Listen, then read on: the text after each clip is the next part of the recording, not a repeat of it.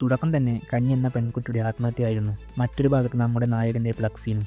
അങ്ങനെ അവർക്കൊരു മെസ്സേജ് വരുന്നു, തങ്ങളുടെ ക്ലാസ്മേറ്റായ കനി ആത്മഹത്യ ചെയ്തുവെന്ന്.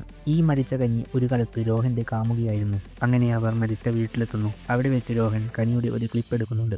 ആ ദിവസം മുതൽ തൻ്റെ വീട്ടിലെത്തിയ രോഹന് ഒരു നെഗറ്റീവ് പ്രസൻസ് തോന്നാൻ തുടങ്ങി. അങ്ങനെ അടുത്ത ദിവസം ആ പ്രേതം അവനെ ഉപദ്രവിക്കാൻ തുടങ്ങി. അടികൊണ്ട് ബോധം പോയ അവനെ അവിടെ വന്ന പാചകക്കാരിയും വാച്ചർമാനും ഉണർത്തുന്നു. ശേഷം രോഹൻ കനിയുടെ അയൽക്കാരനായ മധുസൂദനൻ പോറ്റിയെ ചെന്ന് കണ്ട് നടന്ന കാര്യം സംസാരിക്കുന്നു. ഈ പോറ്റിയുടെ അച്ഛൻ ഒരു വലിയ മന്ത്രവാദിയായിരുന്നു. അങ്ങനെ ഒരു ദിവസം കനിയുടെ അനിയനെ രോഹൻ തൻ്റെ വീട്ടിലേക്ക് ക്ഷണിക്കുന്നുണ്ട്. ശേഷം ഇവരുടെ സംഭാഷണത്തിനിടെ പ്രേതം വന്ന് കനിയുടെ അനിയനെ താഴത്തേക്ക് തള്ളിയിടുന്നു. ആ ദിവസമായിരുന്നു രോഹൻ പ്രേതത്തെ കണ്ടത്. എന്നാൽ ആ പ്രേതം മരിച്ച കനിയുടെ അല്ലായിരുന്നു, ഒരു ആൺപ്രേതമായിരുന്നു അത്. അങ്ങനെ ഇവർ കനിക്ക് വേറെ ബോയ് ഫ്രണ്ട് വല്ലതും ഉണ്ടോ എന്ന് നോക്കി അന്വേഷണം ആരംഭിക്കുന്നു. ഡാൻസ് പഠിക്കാൻ പോകുന്ന സ്ഥലത്ത് അന്വേഷിച്ചപ്പോൾ കനിയുടെ കൂട്ടുകാരി ഒരാൾ കുറച്ചു കാലം മുൻപ് കനിയെ നോക്കി നിൽക്കാറുണ്ടെന്ന് പറയുന്നു. അങ്ങനെ അന്വേഷണം അയാളിലേക്ക്. ആ അന്വേഷണത്തിനിടയിൽ രോഹൻ കനിയുടെ അയൽവാസിയുടെ വീട്ടിൽ ചെന്നപ്പോൾ അപ്രത്യക്ഷമായി അയാളുടെ വീട് കണ്ടുപിടിക്കുന്നു. ശേഷം ഒരു മുറി തുറന്നു നോക്കിയപ്പോൾ അയാളുടെ ഡെഡ് ബോഡി ആയിരുന്നു അവിടെ കണ്ടത്. ക്യാൻസറോ മറ്റോ പിടിപെട്ട് മരിച്ചതാണെന്ന് തോന്നി. എന്നാൽ മരിച്ച ഫിലിപ്പിന്റെ അമ്മ അവൻ സൗദിയിലാണെന്നായിരുന്നു എല്ലാവരോടും പറഞ്ഞു പരത്തിയത്.